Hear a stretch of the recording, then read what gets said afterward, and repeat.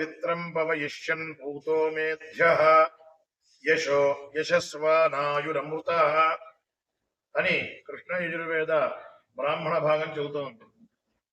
అది కూడా ముఖ్యంగా ప్రతిరోజు సంధ్యావందనం చేసుకునేటప్పుడు, అలాగే ఇంట్లో వ్రతాలు చేసుకునేటప్పుడు అయ్యగారు వచ్చి కలశ పూజ చేసి ఏం చేస్తారు, యజమాన్యశ్చ ఉపాత్త దురితక్షయ ద్వారా శ్రీమన్నారాయణ ప్రీత్యర్థం కలశోదకేన ఆత్మానం దేవం సంప్రోక్ష అని చల్లుతారు.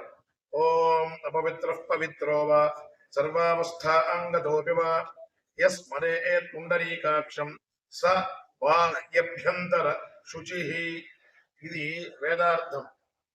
పుండరీకాక్ష నామ స్మరణంతో నీళ్లు తీర్థం తీసుకుని ఎక్కడ చల్లితే అది పవిత్రమవుతుంది. స బాహ్యాభ్యంతర, ఎలా పవిత్రమవుతుంది?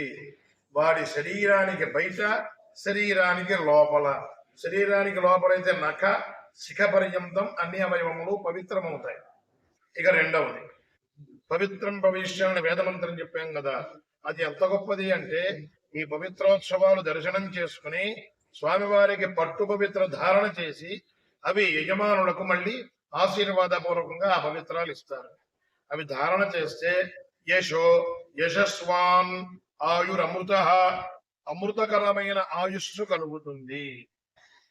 జీవో జీవిష్యన్ స్వర్గో లోక, ఆ పవిత్రములు ధరిస్తే వీరి పెద్దలు ఎక్కడ జీవిస్తున్నారో వారికి స్వర్గలోకములు కలుగుతాయి అని కృష్ణయజుర్వేద బ్రాహ్మణం చెబుతోంది. తైత్తిరీయ బ్రాహ్మణం.